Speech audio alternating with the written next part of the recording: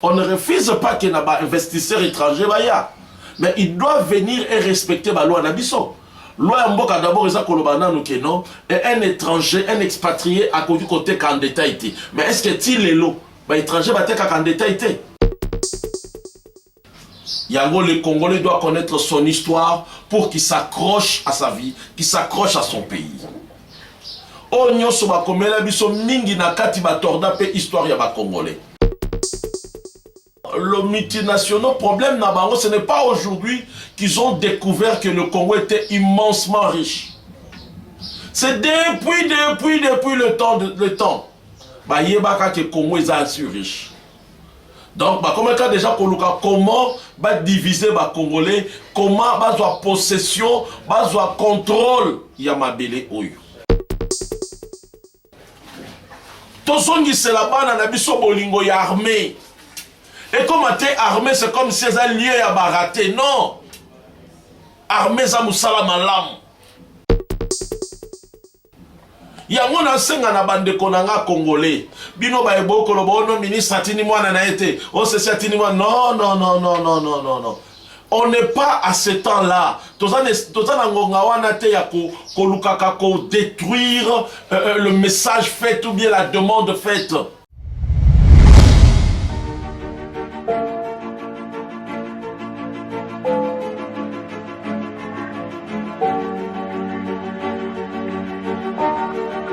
Shalom, bande konyoso, et si que Zali Bino tikankolo a Pambola Bino, et Zali Bino le prophète Eka.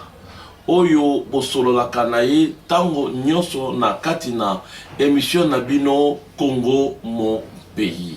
Émission Oyo epesamaka na katina chaîne na Bino Bolingaka Mingi, mission Eka TV. Tika kola Pambola Bino na kati na mission oyo tokomeka kaka to solo la mwa muke na oyo etali actualité eza koleka na mboka na biso ya Congo mboka ya bato minene, Congo mboka ya Kasavubu, Congo mboka ya Mobutu, Congo mboka ya Laurent Désiré Kabila, Congo mboka ya Etienne Tshisekedi, Congo mboka ya Malula, Congo mboka ya Kimbangu, mboka ya Kimpamvita, mboka ya Olangi Oshua, mboka ya Adin Abal, Congo mboka ya Mbiye Mulaya. Tikankolo apambola bino baywana nyoso bazali bayeba misusu batika biso basi bakenda me ezali mboka na bango. Yango tokolobela tina o Itali mboka na biso makambo eza koleka na kati na mboka na biso. Tokolobela pe o Itali actualité na biso mbule yoteki kobeta ya tsela des jours mbule saliba dega makasi. Kinshasa bope toto Kinshasa salite. Tokolobela nyonso wana. Tokolobela pe aussi au Italie l'agression au RDC ça qu'on connaître à l'est de notre pays. Au Isali au Rwanda na ba multinational bazako affligé yango. Tokolobela yango wana pe nyonso. Tokolobela pe oyo sommet au Isali na États-Unis sikabi mokozi na mboka accueilli ko assister. Tika ndekonanga isike zali like ba vidéo oyo pe partager ba lien oyo pe commenter botinde la biso ba remarque na bino et ko permettre biso to améliorer encore musala oyo pona tolobela kabino o etali mboka bande konangai ezako kamwisanga mingi kotala à chaque fois Rwanda a brandissaka toujours génocide naï. Génocide naï. Que baboma biso boye. Mais tome kaka un peu, na meki un peu ko ça la lecture, analyse moko. Ngala yebi que crime, il faut zala na mutu oyo, aza ko profiter nango. Tango mutu asala likambo, y a un profiteur. Mais ce qui totali génocide ya Rwanda, to komona que balobi soi-disant que ce sont des Hutus de babomaka batuti. Mais ce qui est réellement que ba Hutu mutu babomaka batuti. Mais ça profiter à quoi na ba Hutu? C'est ça le problème. Bon réfléchir un peu. Ça profiter en quoi? Pourquoi tout ça qu'on le mélange? Parce que nos problèmes, il y a est lié na arrivé, il y a réfugiés rwandais. Obayaka na RDC après génocide. Mais bon mituna génocide profita na nani. Ce qui génocide profita qui n'a pas Hutu. Cela veut dire c'était des Hutus qui devaient être au pouvoir. Parce qu'on ne peut pas faire des crimes pour rien, pour le seul pouvoir aux gens qu'on a tués. Non. Le crime génocide, il y a Est, Ezalaki et Salamana Kagami. Parce que ce qui totali, Abiyarimana, Babomi, Beti avion na bango bombe, lance-roquette. C'était pour que quelqu'un d'autre a profité de son pouvoir. Et qui était cet homme-là? C'est Kagame qui est rentré au pouvoir. Ça c'est un. De deux, si réellement les Hutus, Bango Moutou Bazala qui base, il y a génocide, ça devrait être toujours des Hutus au pouvoir. Moi je ne pense pas que c'était ça. Mais ce qui m'a tellement bien beaucoup moins que Moutazongi au pouvoir c'est Kagame. Donc c'est pour cela naza koloba kosala kozonga na komeka kokota na analyse mokonzi ya mboka alobaki na discours à mokonzi ya mboka que nous devons aider les Rwandais à être libérés na kati na génocidaire au bazanaï na kati ya fils du diable au bazanaï parce que Kagame n'est rien qu'un fils du diable parce que celui qui cherche la mort de gens, celui qui aime le sang aza jamais mutumalam parce que si réellement Kagame était humain, il ne pouvait pas permettre qu'il y ait la guerre à l'Est. Parce que c'est lui qui est derrière le M23. C'est le Rwanda et l'Ouganda. Il y a une analyse dans moi que non. Tout réfléchir ensemble, mes frères. Kagame n'a pas voulu ses frères tous qui ont resté dans le régime ya Abiyarimana parce que bango ba composa qui ba conjuga qui sur la République d'ensemble. Les Hutus et les Tutsis doivent être ensemble. Alors Kagame, comme était jaloux, il était contre cela, il a voulu tuer les Tutsis pour utiliser Bango que ba Hutu ne ba bomi. Parce que si réellement c'était des Hutus qui avaient l'arme à la main, ça devrait toujours être la continuité à régime Yaba Hutu. Mais Kagame avait bien préparé son coup. Il a tué les Rwandais, les Tutsis qui restaient au Rwanda, pour que Ebimana Mokili Keba Hutu et Pesa Bango pouvoir ya kokota. Donc aujourd'hui je pourrais me dire, je pourrais analyser, dire que les génocidaires Yaba Tutsi na Rwanda c'est Kagame. Et parce que ça a profité Naïe. Aujourd'hui il est président de la République à Rwanda. Après la mort, après Tiweri, il y a soi-disant 4 millions, sauf que 4 millions à Bangoana. Mais RDC, il y en a plusieurs qui sont morts. Ça fait plus de 25 ans qu'il y a trouble à l'Est et à Congo. C'est plus de 10 millions de Congolais qui sont morts à l'Est. Et c'est à nous qu'on doit reconnaître la génocide de plus qu'à Rwanda. Mais Tilelo, on ne reconnaît jamais notre génocide. Pourquoi? Parce que les multinationaux sont derrière le Rwanda. Parce que ce sont eux qui veulent faire ça pour gagner. Ils ont voulu positionner leurs agents pour que leur facilite. Il y a kotaka copier koboma baïbaza na RDC. Parce que la guerre de l'Est, c'est une guerre qu'on nous a imposée uniquement pour le pillage. Il y a ba minéraux nabiso. Alors il y a un senga kamingi na ba Congolais tolamuka. Tolamuka pour être sûr que tolamukite, on est entouré par 9 frontières. Donc on est lié par 9 portes. Ba porte wana nyonso wana baza na richesse au Congo azana ngote. Donc ceux qui les l'autre éradiquer tes problèmes il y a Rwanda, vous devez savoir que demain on aura aussi le problème avec les autres. Donc le Congo doit réveiller, doit s'émanciper, réveiller sa leadership éclairée en Afrique centrale pour savoir aussi protéger Oezali Ndakunaï. Il y a moins de 5 ans à biso ba Congolais to la muka. Et 5 ans à biso ba Congolais to soit conscience. Et 5 ans à biso ba Congolais to téléma, to défendre mboka na biso. To tikana nuko fingana, to tikana nuko inana. To télémisa mboka na biso. Parce que soto sali yango teza pasi. Ba politicien bozonga na bolingwa mboka. Que le Parlement ne soit pas un lieu auquel on va pour avoir amassé de l'argent. Que ce soit un lieu où vous allez pour faire des lois qui va profiter aux Congolais, qui va donner de l'espace, qui va donner de la sécurité, qui va donner la garantie aux Congolais. Mais ce qui Parlement n'a pas comme un lieu d'enrichissement, ça devient comme un abysso grave. Pourquoi je le dis? Parce que tout ça comme on a, c'est ce que nous vivons. Il n'y a pas vraiment de loi qui protège les Congolais. Les Congolais sont pauvres. Or, on parle de notre richesse mondiale. Mais les Congolais souffrent. Beaucoup ne battent que c'est le chef de l'État. Non, non. Le chef de l'État pays n'a biso tambola kana mibeko. Mibeko yango, obino boko sala pe boko sala suivi na yango, ne ko permettre na Congolais à la vie à bien. Les lots là bas Congolais bazo travailler et pas na ba Indien et pas na ba Pakistanais, pas n'importe qui partout ils sont. Est-ce qu'ils sont bien payés? Est-ce qu'ils sont respectés? Est-ce qu'ils sont considérés comme étant ba Colomboka? Non. Baza sécurisé. On ne refuse pas qu'il y ait un investisseur étranger. Mais il doit venir et respecter la loi Nabiso. Loi Mboka d'abord, et un étranger, un expatrié à côté candidat. Mais est-ce que il est l'eau? L'étranger va être candidat. Et comment les Congolais peuvent s'enrichir et puis réussir? Lorsque vous avez coincé, vous donnez plus de l'espace aux expatriés. Congolais la mouka. Congolais la mouka. Congo mboka ya Kimbangu, mboka ya Malula. Eza na bosenga na bino bande kona. Eza kaka réflexion. On n'est pas contre nos frères qui viennent d'ailleurs. Les lots komona que même économie na biso eza na maboko ba étranger. Oui, parce que vous donnez plus de l'espace aux étrangers qu'aux Congolais. Et comment dirais-je, bino bozo pesa bango bo permettre bango qu'ils fassent tout. Et boni Congolais comme un riche lobby. Un pays si riche, mais il n'y a pas de Congolais riches. Est-ce que vous avez un normal?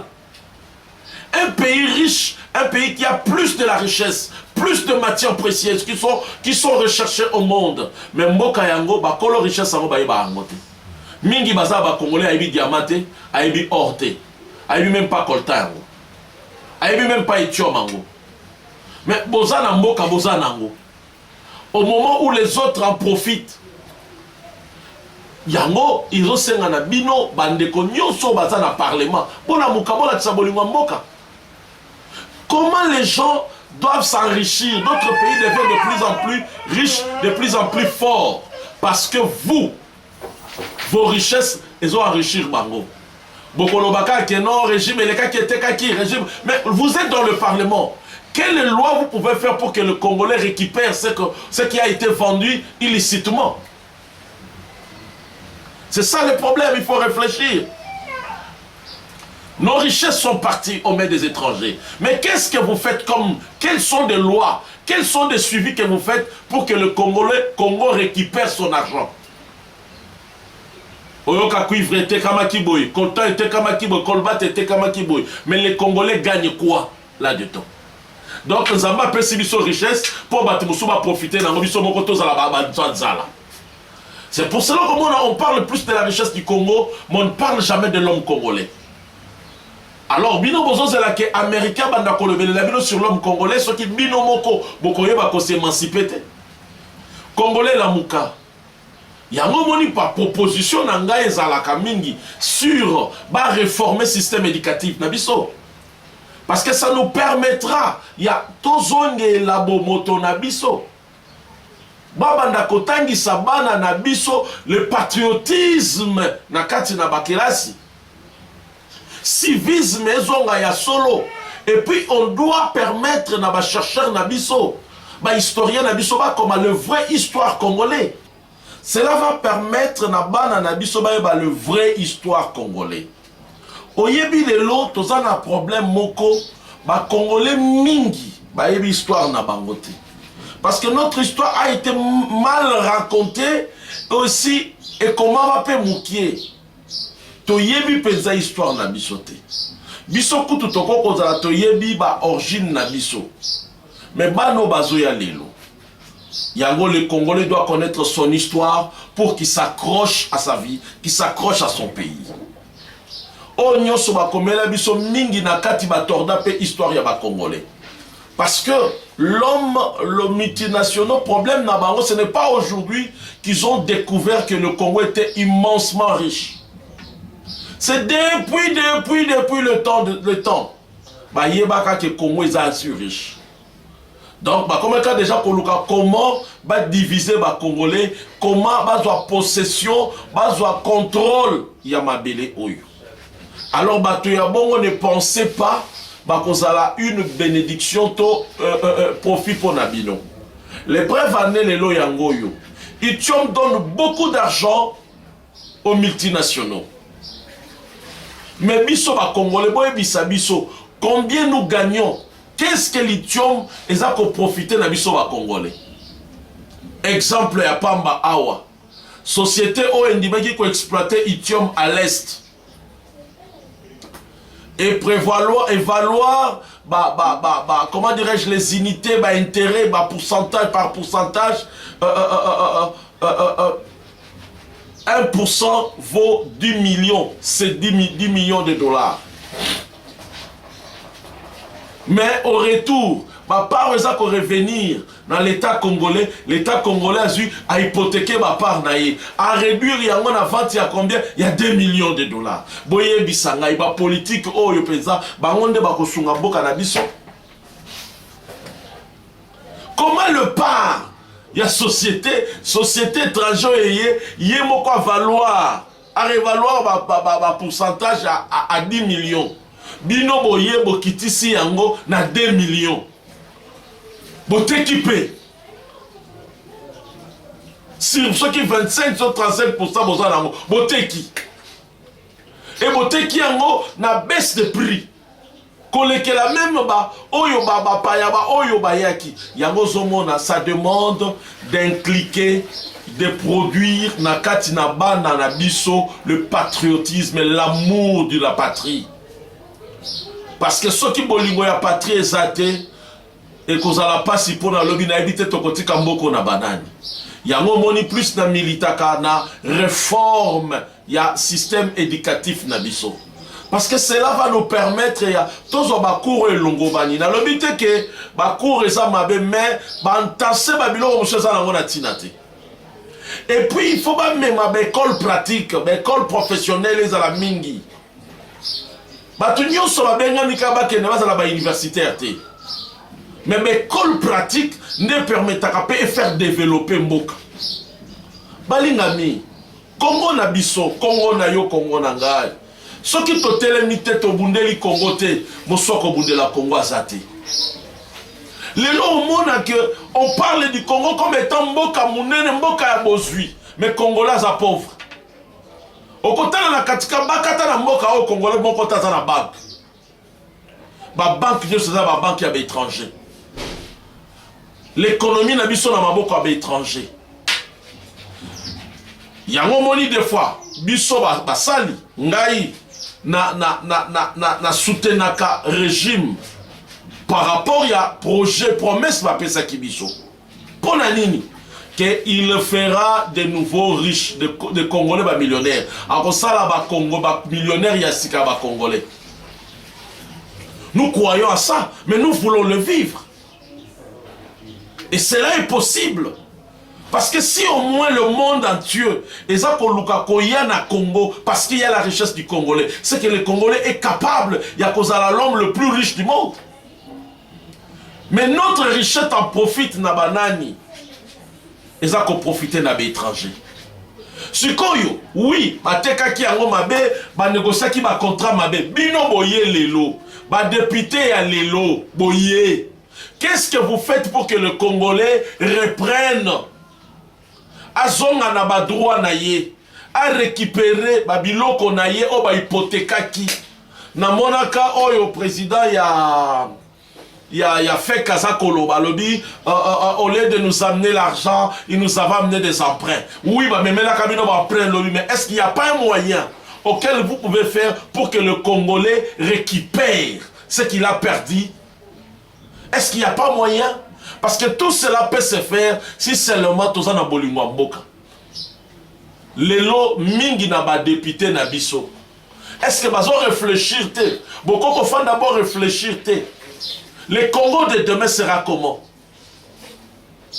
Il faut réfléchir à réformer beaucoup de choses.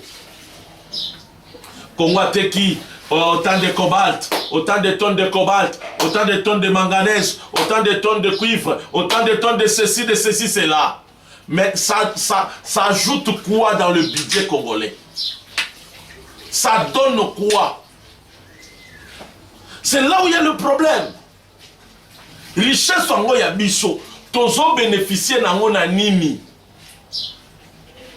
Et ça quoi ajouter nini na kati ya vie na biso. Ya mona ka mutu busu tang bozo bisaye oh re diamant kuna yeni na jalo wela kuna parce que a mona utilité na ngote. Oh nzamba pesi biso yango pamba te. Nzamba pesi biso yango na motuya. Congolais la muka, Congolais prendre conscience. Bible le bin abisso, réveille-toi. Réveille-toi car les jours sont mauvais. Bande konangai, tozali entouré na 9 frontières.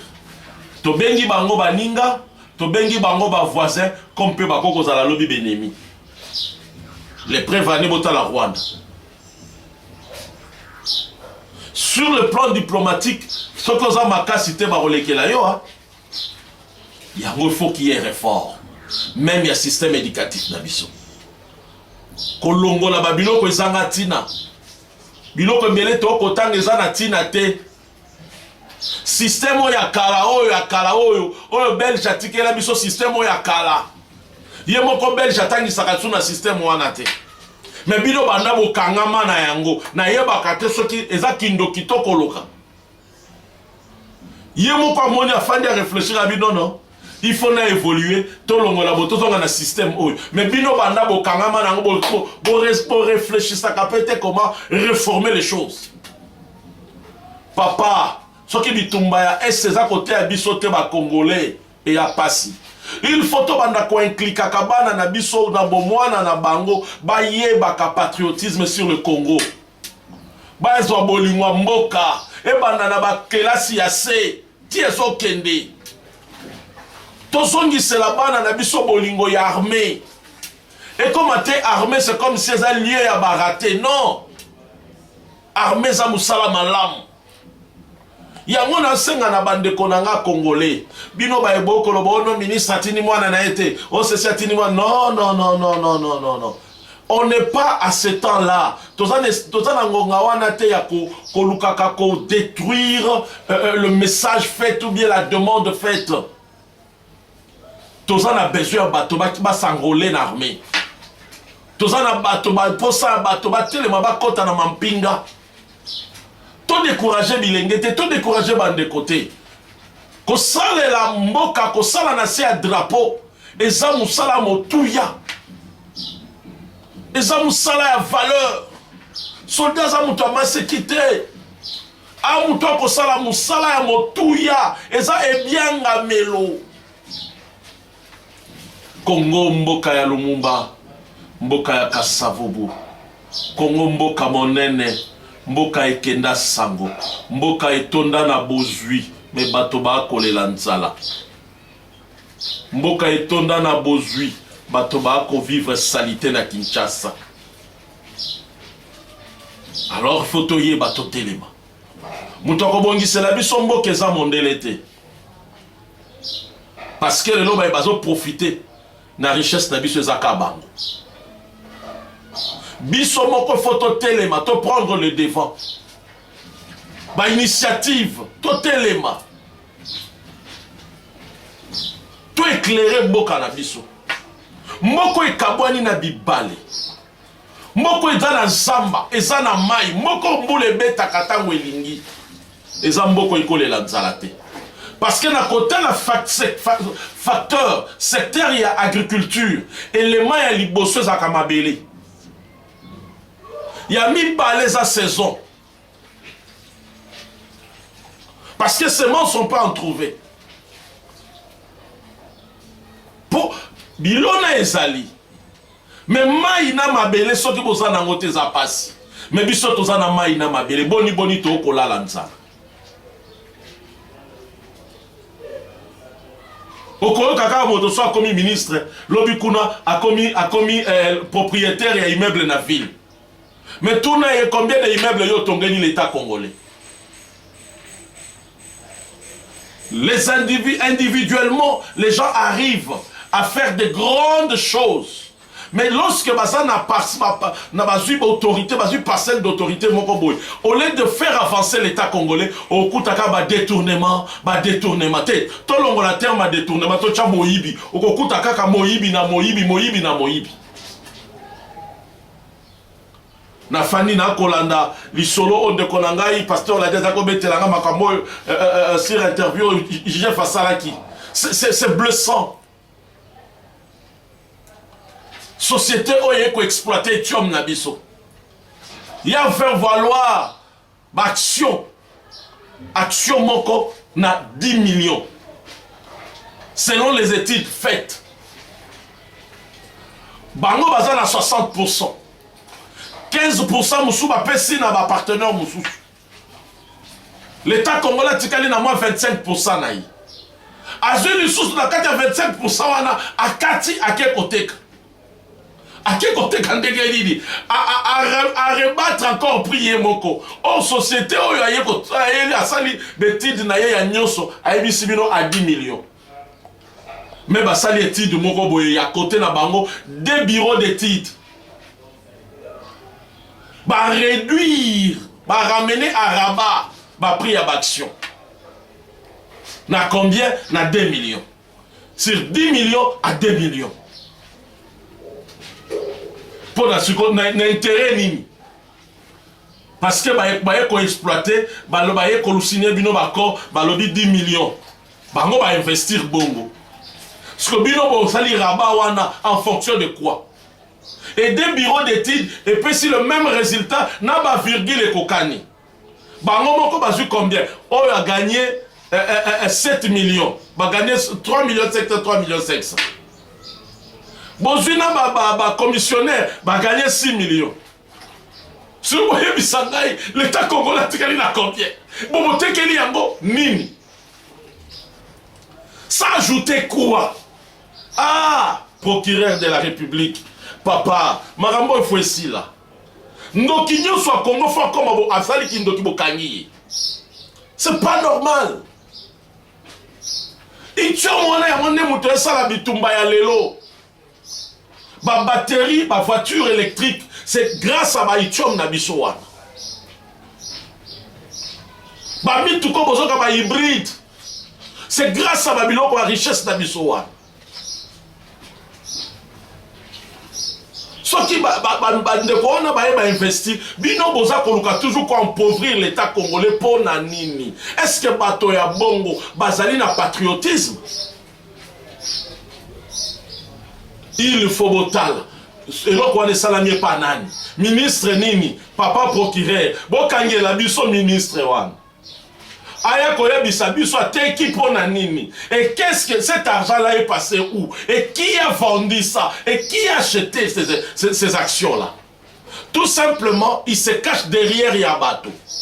Comme Ayebi que c'est de l'intérêt, ça va produire de l'argent, ils veulent s'encaparer. Abimisi Yemoko, Asomi Bokolande, la peu pour mon côté qui. Dans ma bureau d'études, on s'est arrêté. Parce que, ou soit, celui qui est venu investir, qui avait fait l'étude, il y a la faisabilité du bosso, société, on a investi, ce sont des menteurs, ou soit, on va essayer de la vérité. Bango va valoir société, par part, pourcentage à 10 millions. Bino va kolbo, kako ya bino de fobo réduire yango. Pourquoi ramener Congo Tina Seboyi? Procureur de la République, dossier Oyo, et là la tête. Il faut battre bongo bakangama. C'est comme dossier Tobet Lisolo Tolobaka Oyo. À l'époque, il y a Obama, vice-président des États-Unis. Alors, une grande partie, il y a forêt, il y a Congo et Tekama. Oui, il y a des contrats aujourd'hui. Il y a des gens là qui sont vivants, qui sont des ministres.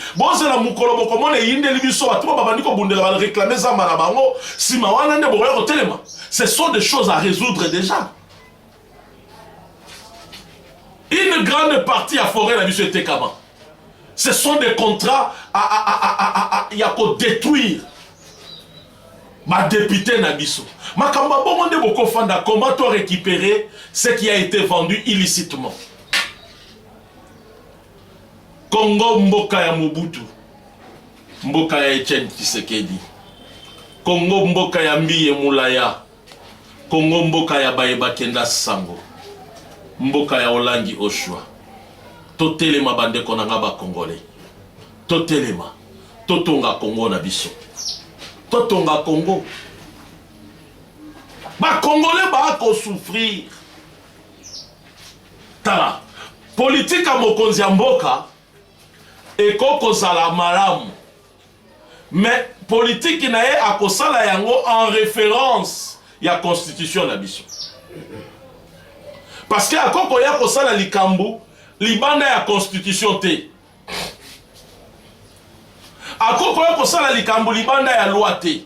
Or, esika loi efandi ne référence ya mboka yango wana. Na kama kana mituna ka est-ce que soki bato bakoti na ndako wana bazoka kindoki bien foutement bien ni. C'est une question.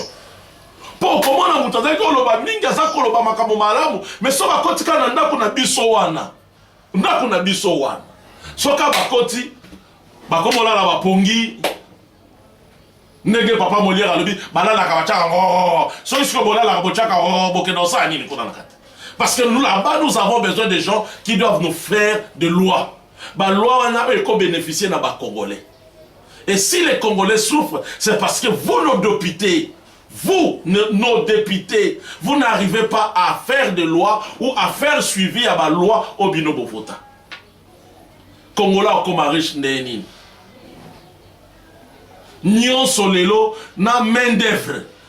Au commande baza ko importer na mitu na main d'œuvre ba important on yote utili banda. Pour la tongelo kamalamu, il faut chinois ya. Chinois y et puis main d'œuvre souka ka chinois les sous. Congolais comme riche neni. Donc biso to na mayele été. Ces choses doivent cesser. Beaucoup des entreprises awa, ceux qui ont investi au monde et importer na mutu auti fa ou talibanda. Est-ce que les Congolais ne sont pas à mesure? Est-ce qu'il n'y a pas de loi qui peut protéger les Congolais? Comment vous venez investir chez nous et nous on n'est pas devant? Dans des projets on n'est pas devant comment? Même si vous mettez vous avez importé, mais mettez-nous aussi là-dedans.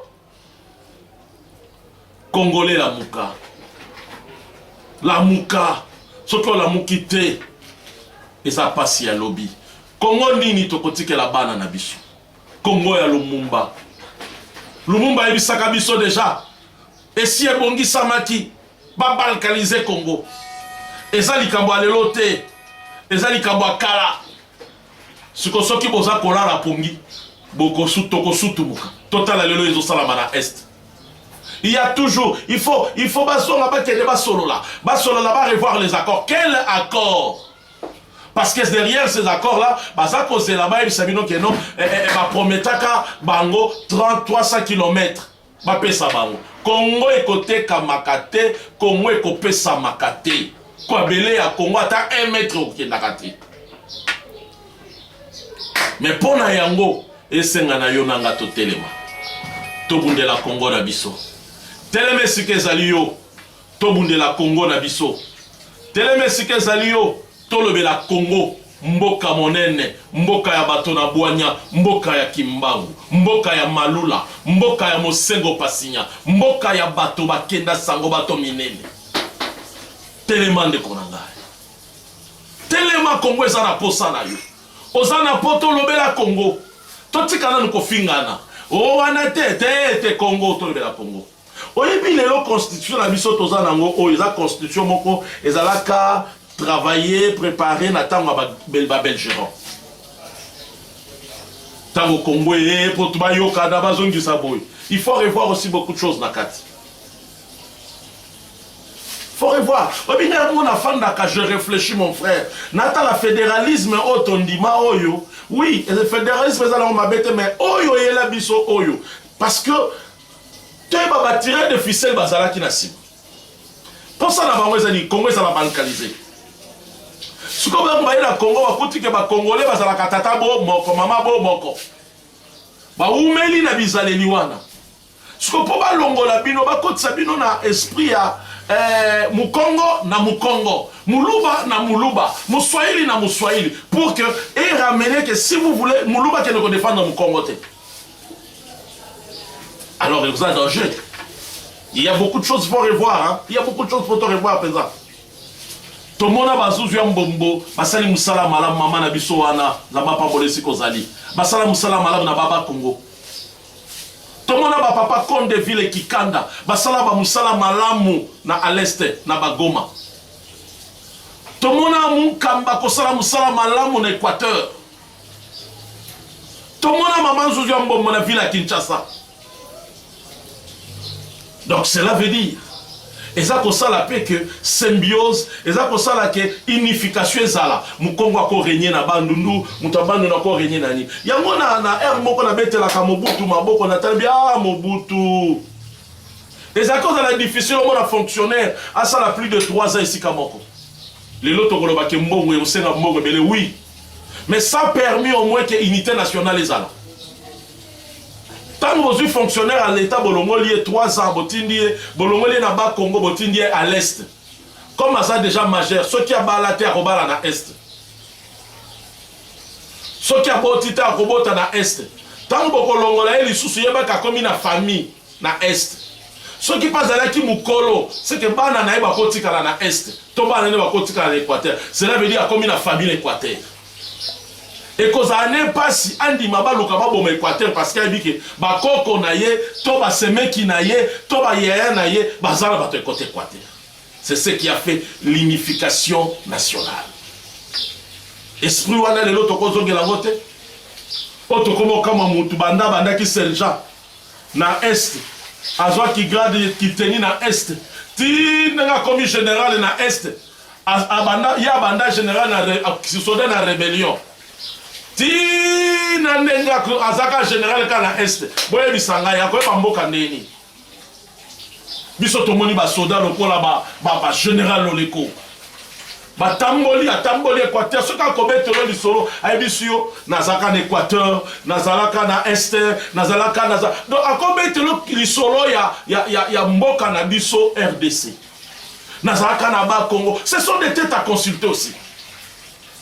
Non, mon général Belé, pauvre général Lukama aussi, me parlait de beaucoup de choses là-dessus. Non, mon général Stéphane Egua qui commettait la rame à province de par-ci par-là. Ils ont ça la malam, ils ont ça la paix, boyo kanibo sangani. Mon père me parle de Bandundu. D'où il a été, il me parle de Katanga. Donc, au moment de wana, yango etongi bo moko na biso na Congo. Yango e ko sala ke Congo to zala moko bande ko nanga to bunde la Congo to telema ba konzi mboka boye ba ko propulser ba congolais et ça passe les autres zala ba congolais ba millionnaire ba ati mais Congo ils ont comme ça ba tout ba riche Congo comme ça ba milliardaire Congo comme ça ba tout ba millionnaire. Bah yé lelo ayaki na pantalon moko soki ndenge nini lobi a commis multimillionnaire. Combien de Rwandais sont devenus des riches dans Congo? Combien de Chinois, des Indiens? Oh bah yaka eloko taillé na simande koné mais lelo commis multimillionnaire. Bah pesa na kaba crédit ka bango na bango. Bah pourcentage ba crédit na ba banque bango ça na se ya ba congolais ba ko fiona ba ko fiota bango. Ba député na biso botelema bolata makanisi na sika to bundela Congo botika kaka ko bundela bakiti ke non il faut na zonga sous député te occasion yo zuwa na salela yango nanu etikelo komo pa malonga Congo eza na posa na yo eza azar te ndeko na ngai ba politicien eza azar te nzamba permettre yo zala to bundela Congo to telemela banguna ba dongolo miso population to telema ba diaspora to telema na ba représentativité ya ba Nations Unies ba Union Européenne to telemela bango ba comprendre que le Congo en a marre na ba jeune bango ba sala ce qui to ko telemela bango ça nous permettra de sauver de protéger aussi ba dirigeants africains. Parce que les dirigeants africains, devant l'Union européenne, devant les Américains, Européens Savini. Ce qui a un appui à peuple n'était pas si. Totelema, tobundela mboka. Totelema, tolobela mboka. Totelema, totonga mboka. Au côté de la ville à Kinshasa, sali, solo. Tokomitu na me makambo toko kende wapi. Moule beti. Oui, inondation ça partout. Mais tant que l'inondation est salami na poto, après, qu'est-ce qui arrive? Au moins, on a vu les zones propres. babongisi ya kobongisa esika badega ezalaki basali badega babongisi badega mais oyo ya biso ti lelo ça fait combien de jours toi na courant courant ezalaka te avant kutu mbula ebeta bati kokosela mbula bato makambo avant mbula ebeta tozalaka na biso déjà na courant mabe courant ezalaka nango peti sikoyo bokoyebisa biso ke non mbula etondisi mbula ebebisi mbula ebalusi boye ce sont des mensonges botika koprofite courant ezalaka te Kinshasa o bazalaka kobenga kin label moka o balombo makia di bayembi bawemba bayembi bapapa wemba bayembi bamari misambo bayembi bafrère de baba bayembi kin label yango nyonso wana eza nini patriotisme eza te na baye baza kobundi baza kokipe baposte patriotisme ezate parce que soko lingi mboka na yo oko permettre te salité parce que salité eza malade o kini label kini bopeto projet kitoko gouverneur Gentili nga na sepi na projet wana pe na soutenaka yango mais applicabilité na yango applicabilité na yango ndeza problème faisabilité na yango ndeza problème. C'est là où ça dérange. Et ça, qui ne peut te cause à la siloganté, qui ne peut te faire s'appliquer. D'abord, Bobani n'a construit le peuple. Aïe, beaucoup comment, Kosala. De deux, Binope Bakambi, Boche ba moyen possible. Mais ils n'ont pas surtout comme on a. Kaka ba groupe ya ba ONG, so bolandi la nia on a se, beaucoup taboyo banani. Ba député bakolo ba groupe wana bangonde baza kocha célébrité na mboka célébrité ngo bakokomba bazwiselo bango moko lisusu babwaki na terrasse bakombi basangisi quelque part tant mbule ko beta wezo na lisusu. Mais comment on peut faire ça? Bande konala député, je ne suis pas contre ba député na biso na contre binoté, mais bon ko dité gouverneur té. Parce que bino moko bokoti na kati. Parce que les entreprises, oyo kozala taxé, na problème ya célébrité ville à Kinshasa, les entreprises oyo bino ba député bo créer, ba ONG bino bo créer. Parce que vous avez des comptes à rendre aux Kinois. Comment on peut être donc juge et la partie? Et si Makate, ça ne se fait pas. Oh, ce qui est ba biloko wana, bo pesi yango, bo sali appel de pa société privée ba na mboka ba telemi, bino ba député bo zana makoki siko ya kosala bango ba audit, ko cha pression ke ba kokisela ba kino o ezo senga.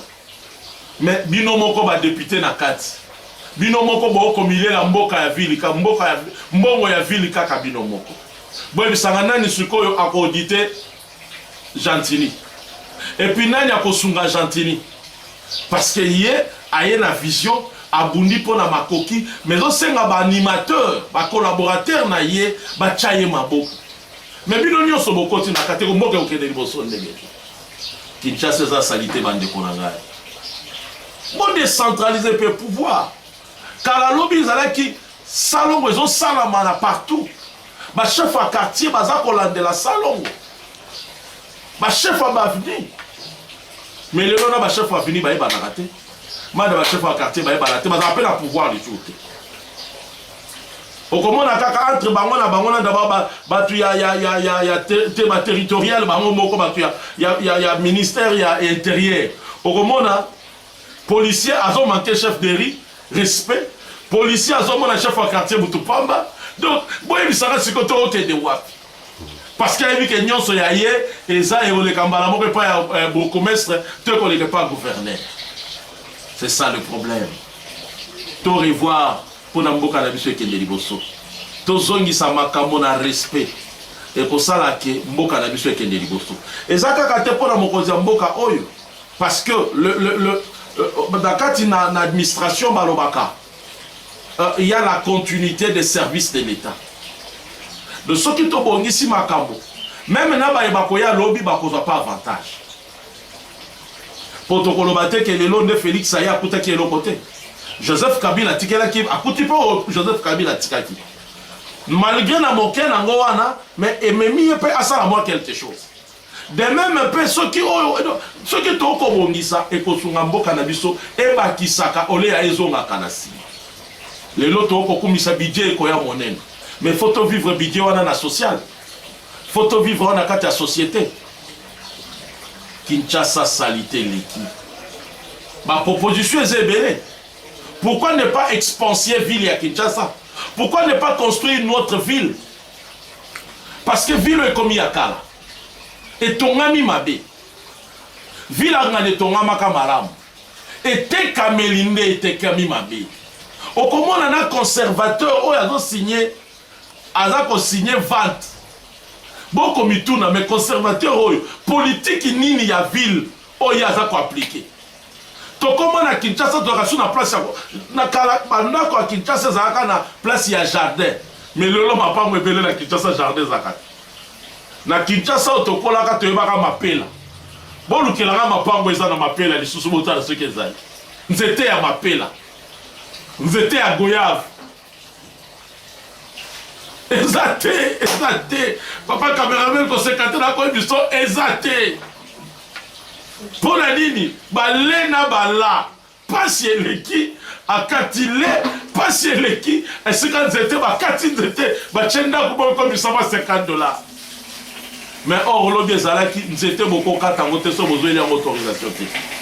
Il faut autorité municipale approuver pour katanzete wana. Ceux qui m'appellent sur la montée, approuver au kokatate. Et ezako salaki mboke za abala. Au revoir. Pourquoi ne pas pour expanser ville ou bien pour créer ville à Sika? Maloukou est vaste. Pourquoi pas? Ou bien pour délocaliser l'administration, pour délocaliser un gouvernement, pour tindiango et que quand on a siège à ma institution, pour mener on a Maloukou. Et qu'on a boqué pour rigueur na urbanisme et habitat. Vous verrez que Batebele va kolonga va aucun de vers Maloukou. Et kuna bakuti ba condition awa ekamu isaka okomona bazote kama pango concession moko eye wana yebi ke na ba principe ya urbanisme et habitat tango bateka kobe bazokata concession et sika cité moko baza kosala ba prévoya ka terrain ya foot ba prévoya ke sika école ba prévoya ka wenze ba prévoya ka ba venir minene. Mais oya biso na kama ka ba conservateur oya biso botala ba site nyonso etekami même na bansele boluka ba balabala minene soki ezali boluka ba place ya ba terrain ya foot soki ezali boluka ba place ya wenze soki ezali ezate terrain ba uto kata sika oyo beaucoup tiens comme déjà 2 mètres terrain ba uto kata sika beaucoup ti ba cité ya sika mais comme kana batinel na batinel mais bomoni avis ya conservateur ezawana ba géomètre peut ba signer. Ce que politique nini urbanisme osa kopesa. Papa na biso pius. Depuis télémi na ministère urbanisme na komona moi amélioration moko boisali. Est-ce que beaucoup ko instruire ba ton abinoté? Exemple botala bazako kata cimetière ya Kasavubu. Boke ne botala soki ba balabala minene zawana. Exemple à Mouké Kakayangoa. Basi ba tout le monde qui déjà ba fondation ceux qui nani ceux qui chonchang ceux qui nini et c'est sali. Bota la kaka ba utu ko kata sikoyo. Bota la ceux qui ba balabala ya minene balabala lokola kikuite koko zalawana. Bota la balabala lokola ngiringiri ceux qui za na kata cimetière wa. Siko lobi tango maye kotonda. Botala soki ba prévoir ici ka terrasser na kata concession de ba kaboli mapango wana. Politique ni urbanisme bozo yela biso. Kotonda ya ba mai pesa lié na bino urbanisme et habitat. Bozo te kamabe. Boza na politique nini bozo ko prôner sur ville à Kinshasa. Ville opé comme peut-être ya kala. Botonga ville mususu. Boko ko zo ata voda comme moi. Bo pesi même c'est que ne kotonga na Maloukou. Bato bakolande na Maloukou soki bino ba institution boboyi kolongwa lelo mapango bandako ekoma cher na ville ya Kinshasa parce que bato baza trop intensé Oh, Congo Mbokanangai, Congo mon pays. Émission Bino Bolinga Kamingi. Partagez émission Oyo. Lake pesa ba commentaire na yo totonga mboka na biso na banza Congo lobi tokotikela ba na biso ekozala Congo ya motuya tika kolo apambola bino esika bozwami bino nzambe a bakisela bino suya mingi ezalaki wa bino le prophète Eka oyo a zakoleka na kat na chaîne na bino bolingaka mingi mission Eka TV. Bon s'abonner massivement. Bon, partagez yango. S'il y a des commentaires, les gens qui ont comment la biso, bah numéro na biso est exposé dans ma petit écran na bino. Numéro na biso est plus 243 9 9 8 20 74 13 plus 243 8 1 0 9 7 7 914. Bah numéro na nyonso na WhatsApp. Beaucoup qui comment la biso. Tokoki kosola na bino logo mais o ezali moko na ba chaîne na bino elekisaka nyonso ba théâtre elekisaka nyonso ba film ba émission politique puis ba émission culturelle tika kolo a pambola bino ezalaki wa bino le prophète Eka. Que Dieu vous bénisse.